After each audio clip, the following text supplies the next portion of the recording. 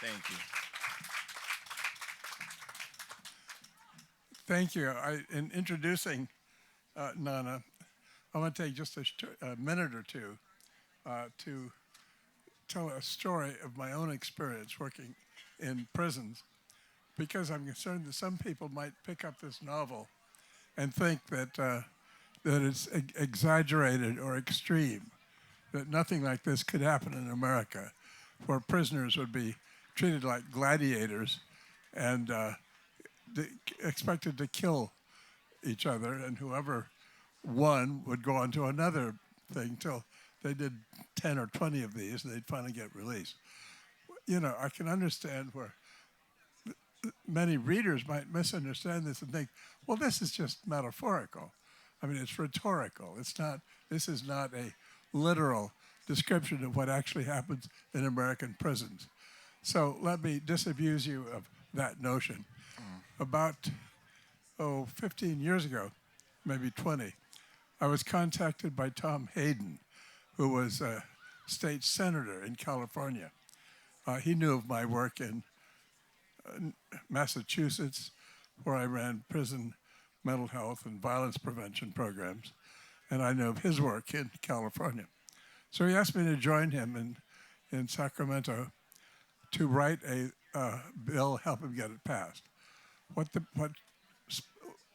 bill was about was that in several California prisons, not just one, 3 or 4 or 5, I forget, correction officers were having prisoners fight with each other like gladiators in an open courtyard.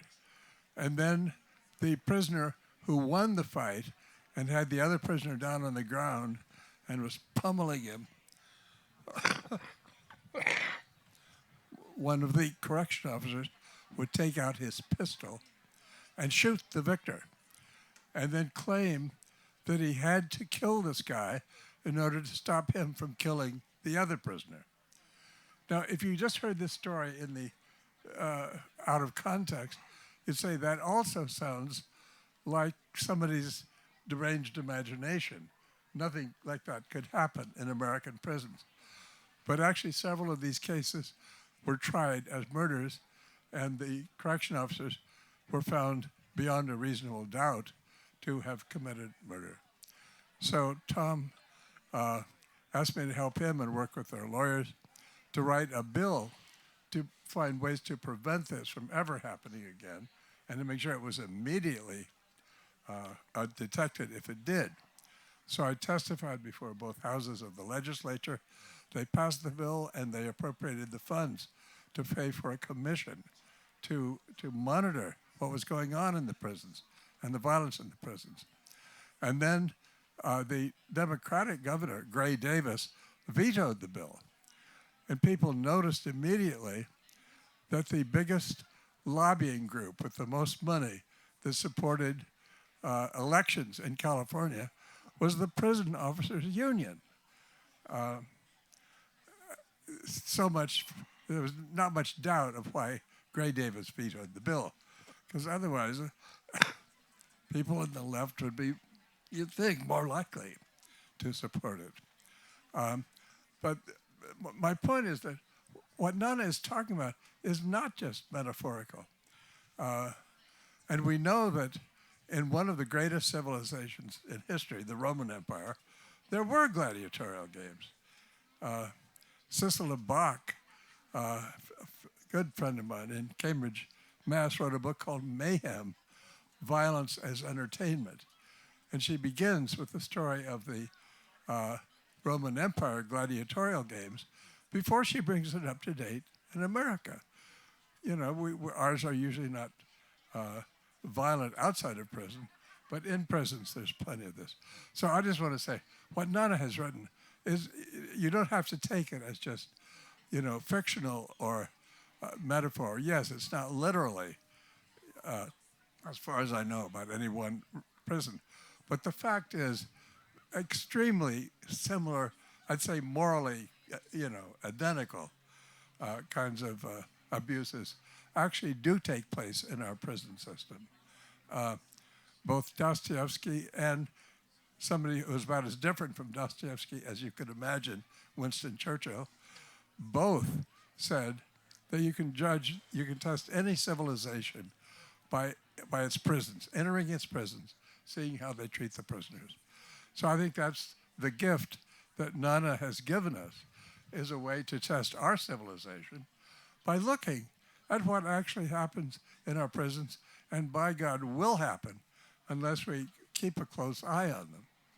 So I wanted to make sure you had that at least as background before we discuss the book. And Nana, I'd like you to, if you're ready to read some excerpts from your book. I'd let for those of you who haven't read it. Thank you so much. I think I need you to do an intro before every reading because it makes me feel like, yeah, I know what I'm talking about. In a real way. So thank you very much, Dr. Gilligan. It means a lot to me to hear those words. And through doing the research, I found those to be true. I found some of the examples that you were talking about in my research. So it's kind of really nice for me to get to speak to someone who's directly involved in trying to, address these sort of incredible violences that are allowed to fester in this system. Before I get into it, and I'll read just maybe 10-ish minutes as Dr. Gilligan has asked, I just want to say thank you again to the Martha's Vineyard, to the Vineyard people here. I was here 4 years ago, 4-ish years ago. It was my first book was out. When my first book was out, I was like 27-ish, and I remember everyone, it was like very much a part of the story. It was like, he's like 27, like Wonder Kun kind of thing, 27. And I remember thinking, I wish they didn't bring up my age so much. Now I'm 32. They don't bring up my age at all. And I kind of like, you can talk about it a little bit if you want. But yes, as Dr. Gilligan, and so that's sort of, but it's nice to be back here again. I want to say a special thanks to E.L. Labunka, who's been my incredible host for both me and Peyton Powell. It's made both trips feel really incredible and really special. So thank you to both you guys for sharing this time. Yeah, clap if you want. Okay, not too much. No, I'm just kidding. I'm going to read from the beginning of the book, the first chapter. I say the beginning and not the prologue because I once canvassed Twitter and I was like, when you guys see prologue in a book, you definitely read it, right? And the results were varied at best. If you're one of the people who does not read the prologue, I'm not trying to judge you or anything, but I wonder, when you listen to music, do you just start the song like 47 seconds in, or is it just for books that you do this? So yeah, the not prologue is called The Freeing of Melancholia Bishop, and when I've been touring this book, and I had a pretty long tour in America, I've been trying to do this thing. I'm going to try it again, where if I raise my hand, you guys think you could say like a word on command. Sorry to make you do labor, but I'm going to practice. The word would be bishop. So when I raise my hand, you guys will say the word bishop. Let's practice, all right? 1, 2, 3. Bishop. Pretty good, but like a little more oomph. Same thing, but a little more. So let's try one more time. 1, 2, 3. Chills. All right, so this not prologue. It's called The Freeing of Melancholia Bishop. And this book is about an imagined future in which convicted wards of state can opt out of a sentence of at least 25 years and participate in death matches. And this intro introduces us to our protagonist. Her name is Loretta Thurwar, and this is her first fight.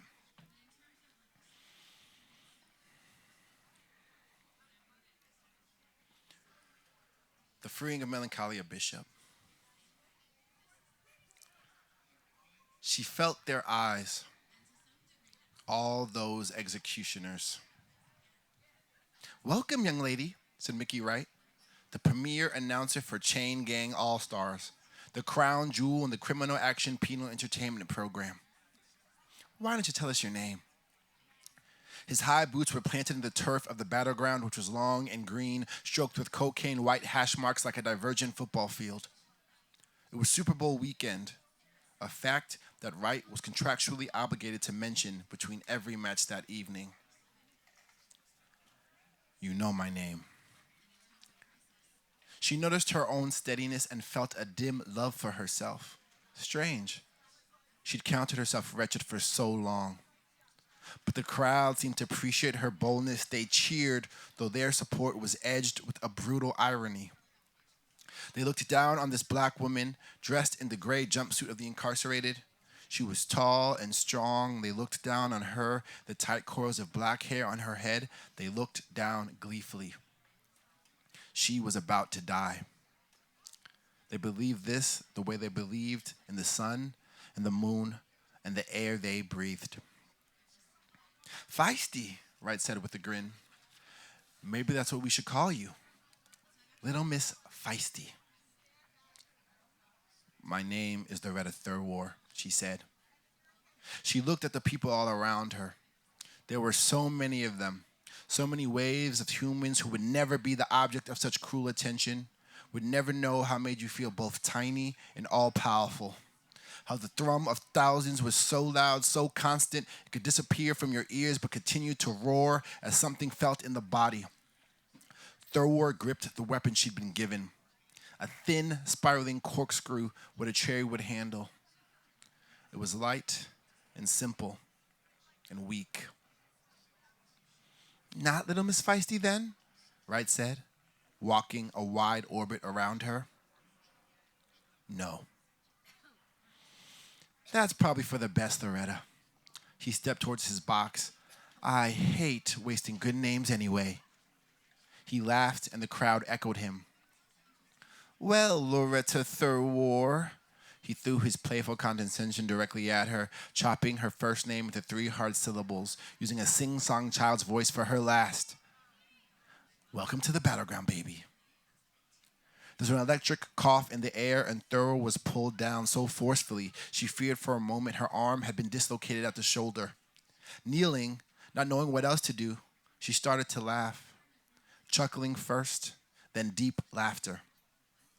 The feeling of hold that came from the magnetic implants in her arms was actually one of gentle massage under the skin. She could wiggle her fingers freely, but her wrists were glued to the platform, the ridiculousness of it all.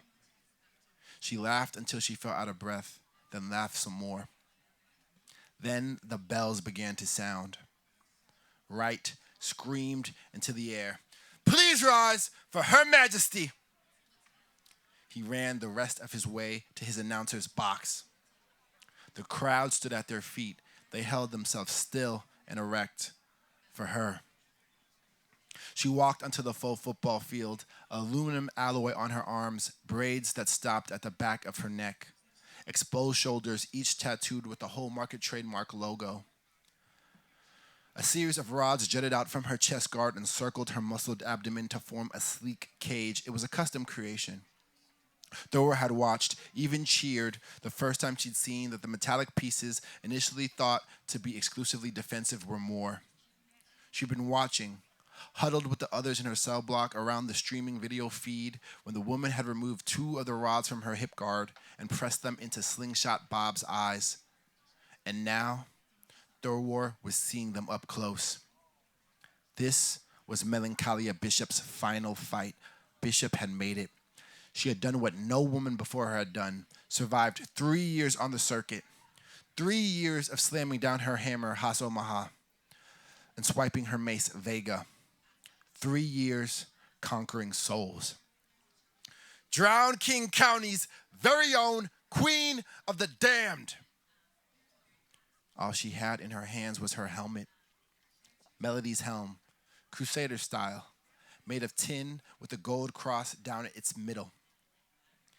The Annihilator, the bad news bitch, the death songstress herself. The 7th bell rang, the people screamed. For years, this had been their sacred ritual. The 7 bells of Melancholia Bishop. They'd seen her wipe scum off the earth. They'd seen her kill women and men who they'd once claimed to love. Now she stood and looked out at them for the last time. Soon she would be free. Melancholia! Bishop! Melancholia! Bishop! Melancholia! Bishop! The crowd chanted, her brown eyes explored the bleachers. She raised the helm above her head. Once it was on, she was home. Melancholia! Melancholia! Melancholia! For the last time ever! Right cheered. Please help me welcome the winningest woman to ever step on the battleground, the mistress of the murder ballad, the sacred sweetheart, the crusader. The baddest the planet has ever seen. Your very own Melody Melancholia Price. Your very own, Thurworth thought, rattled by the force of love that exploded from the audience. They loved her so, and still this woman, despite it all, belonged to none of them. She had an aura about her that made that clear. It was enough to push Thurworth's eyes down to the ground, as if the woman in front of her truly were royalty. Thurworth watched, bowed in her keep, an impossible power in front of her, the hammer and the mace. On one side of the field, there was a knight in her armor. On the other, there was Thurworth in a jumpsuit, a corkscrew slick in her clammy hands. Thank you, guys. Good job. Good job, team. Thank you. See what I mean? Thanks. Most novels are just fiction, but this book, and this book really is a combination of fiction and nonfiction. For those of you who have read it, you'll remember that there are numerous footnotes at the bottom of one page after another, giving statistical confirmation to generalizations that Nana makes in the novel. I know that statistical literature very well. That's what I look at a lot. And these are absolutely accurate and valid. So Nana has really entered a contribution to a major category or genre of Western literature.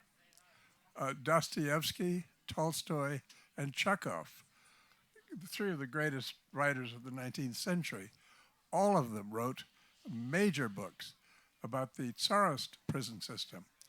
Dostoevsky's was, in fact, a mixture of fiction and nonfiction, because it was a story of his own imprisonment for several years in a Tsarist prison. Chekhov wrote not as a playwright, which he was, but as a doctor, which he also was. He made a visit to Sakhalin Island, which is off the east coast of Siberia, and about as far from population centers as you could get. But he wrote about the prisons and crime and punishment as a kind of a collective problem in public health and preventive medicine. And people felt that he's doing this is the longest book he ever wrote. And people felt he shortened his life by doing this strenuous trip to Sakhalin, because he had tuberculosis, which not long after that killed him. So what I'm saying is,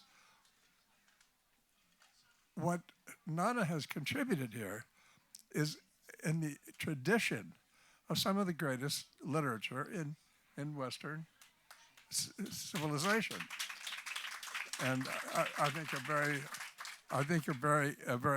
honorable contribution, a very valuable and valid contribution.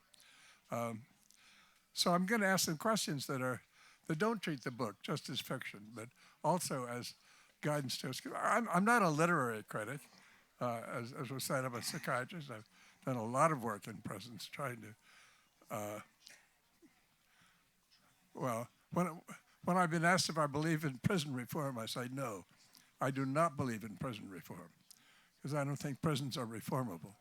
I think they can only be abolished, demolished, and replaced with a more humane alternative, which I would describe as a combination of educational institution including college and university, and a therapeutic community for including medical, dental, and mental health needs.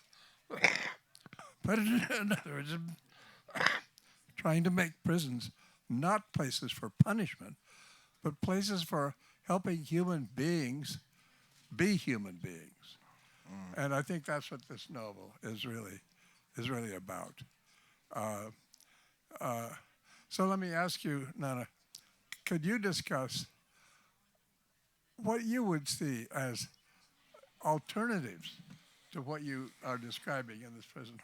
What would you think of as some sensible replacements Yeah. for the prison system we have? Yeah. First off, thank you very much. I'm like trying not to cry, I guess, because when you write a book like this, and I've taught in university, so I've been a professor, but I'm not like a academic.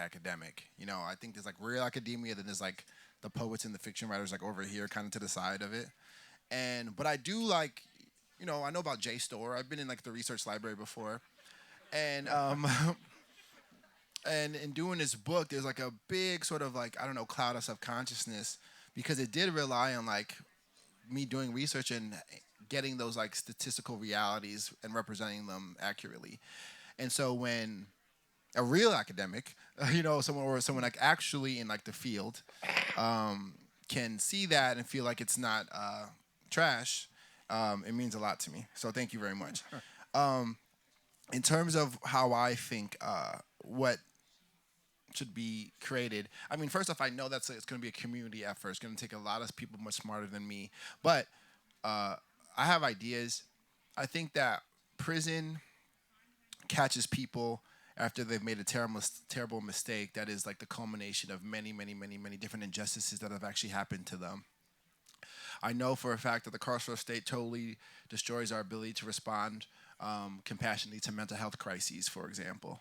The carceral state as it exists totally destroys our ability to respond to the disease of drug addiction, for example. The carceral state individualizes and criminalizes systemic issues like poverty. And so um, some of the things I would do is like invest more into spaces that are for people. I think the library, I talk about a lot, like I mentioned Payne earlier, she's a librarian. The library is one of the few, is a radical space in my mind because it's free and they offer a service and you could get something. You can't imagine that many places where you go in and like just take something and also have resources available to you for free. We have very few of those because in our sort of larger socioeconomic system, everything's about who can get money. How can I use person as a means to an end to get capital, basically. And that makes everyone a means to an end as opposed to an ends in and of themselves. And that fundamental idea like makes our approach to community really toxic, in my opinion. So I would try to like I would think a lot about how are people accessing food, how are people accessing like resources to deal with mental health crises, how are we treating the disease of addiction, and again, it's hard to say like, but how are we engaging poverty? Though all those things, just those three things account for like 99 point something percent of people that are incarcerated right now. That is poverty, drug addiction, and mental health crises. So there's a lot of like there's observable things, and I mean there's many more things, but finding ways to like as you said bolster education, growing that part of ourselves, really growing, especially access to good public education. Things like that are really, to me, what I would focus on. But it's going to take a lot of smart people to come up with alternatives. But also it requires a fundamental sort of reimagining of our spaces, and that's why. And I'm on your team too in terms of it's hard to reform prison because prison is designed from a place in which human life is discardable. Humans are, I mean, in America, anyways. Slavery is explicitly protected in the case of convicted criminals, and so, you know, I don't think that's reformable. Yeah, I think that's really worth mentioning. We often speak in this country as if we abolished slavery. But actually, we didn't. We still have slavery. not on the scale we used to have, but uh, it, more than 2 million people are incarcerated in America on any one day. And that's been true for really since President Nixon declared his war on crime. Our imprisonment rate now is, what is it, 7 times? Let me think a second. No, it's 10 times as high as it was for the first 3 quarters of the 20th century until Nixon declared the war on crime, which people understood as a code words, war on crime and drugs. It's code words for war on blacks and the poor.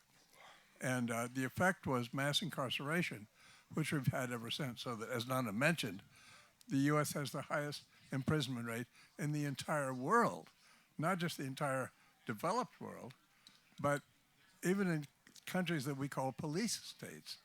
We have more people per capita in prison than they do.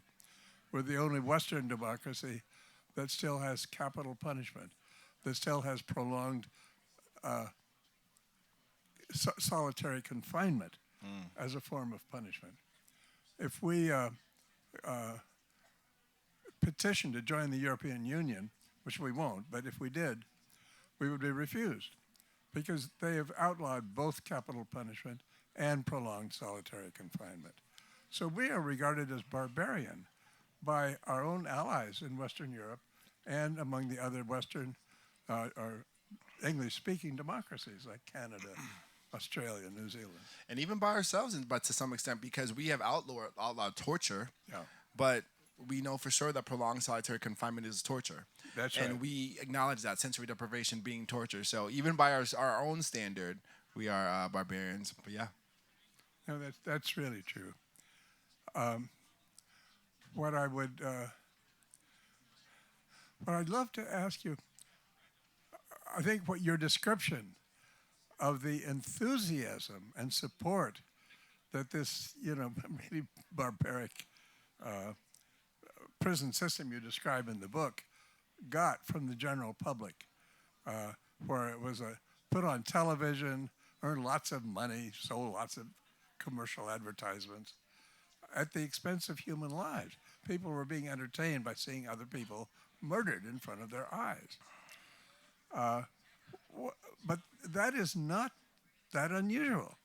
I mean, that America is open to that. We supported the genocide of Native Americans with slogans like, "The only good Indian is a dead Indian." We supported slavery and at times what amounted to genocide among African slaves who we now call African Americans, but really are Africans who were just kidnapped and brought to this country. All of this is part of our history as a country, as a civilization. I wondered, Nana, could you talk about what is your sense of what is going on in America today that is still with us? This is not the 18th century or the 19th century. We're in the 21st century. Could you tell, what is your understanding of what is going on in this country that we still support?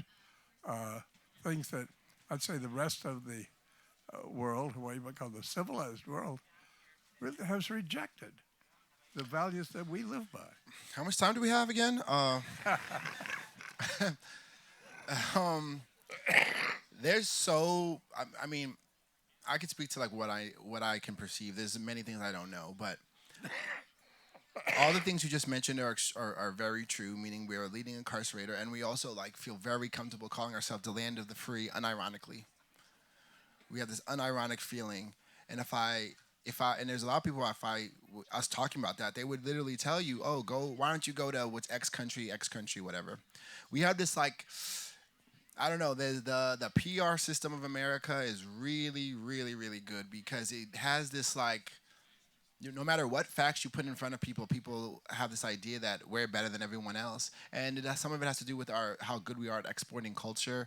Some of it has to do with just the material wealth we enjoy and how comfort kind of placates and sort of can make you feel okay about really anything. But yeah, I think about how in America it's almost like imagine you went to the doctor and the doctor's like, hey, your cholesterol level's really high, and you were like, well, yeah, but you should check Bill at my job's cholesterol.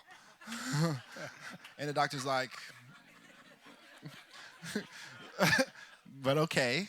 But he's like, no, no, no. Like Bill eats like really badly all the time, and that's sort of like America when you like sort of like when it tries to look at itself, it's very defensive. It's like Bill's like, well, first off, you should look at Bill and also look how big my house is. And he's like, no, like your cholesterol is really bad. Like you're gonna die soon. And America's just like, but I have all these cars. And Yeah. I think that our sort of obsession with sort of like we created this sort of like idol called material wealth and believe in it fully. We believe in like it 100%. Um, and the rest of the world also believes in it because it's a very strong system. Also, we have this culture machine called Hollywood and all these other things that like could have like make it so like this is the rule. This is the only game in town. Um, and many of the problems that we're going to come to think about that was like are can be tied to sort of I guess in my opinion our love of comfort, our love of material wealth, our love of sort of like our conflation of moral goodness and access to resource. I think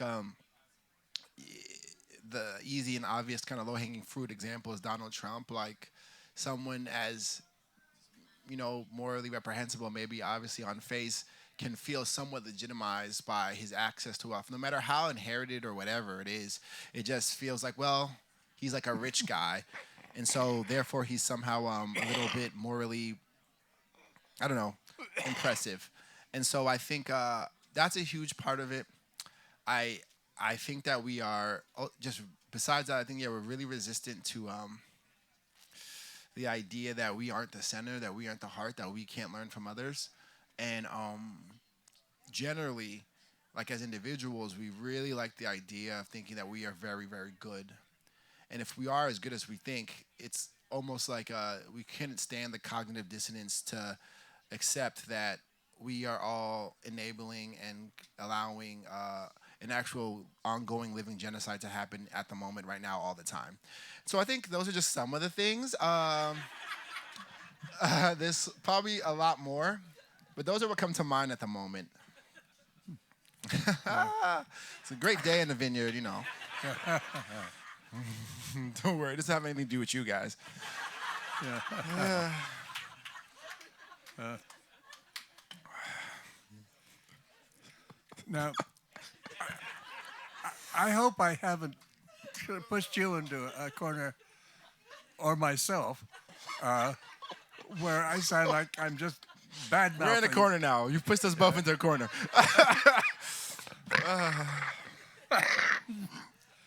I don't want to just be bad mouthing America because all I'm appealing to is, well, what Rosa Lincoln called the better angels of our nature. America obviously also possesses values that run directly opposite to what Nana is describing in this novel. And that's what I think you and I are both ultimately appealing to, with the idea that self-criticism is really a necessary prerequisite for progress. So self-criticism is not to reject our country, is to say let's recognize that we are rejecting our country, a valid part of it, when we reject the values that would be more successful in preventing violence. Yeah. I mean, my approach to violence, and I think the goal of the values that are implicit in your novel are how to prevent violence as opposed to how to provoke it. We know how to cause violence, and your novel really shows that very clearly. But it's through learning the causes that you can also learn about prevention, what you need to prevent things. So I know that the conventional assumption about crime is that it can only be cured by punishment. I mean, that's one of the conventional. But that if somebody commits a crime, he deserves punishment. Several of the characters in your book actually blame themselves and say they deserve punishment they're getting. What I want to say is are there alternatives to punishment that would be just as effective? Mm. I mean, what if we thought of restraint as different from punishment? The way you restrain a child. If you have a 2-year-old who's running in front of traffic, you don't put the kid in a jail or break his leg.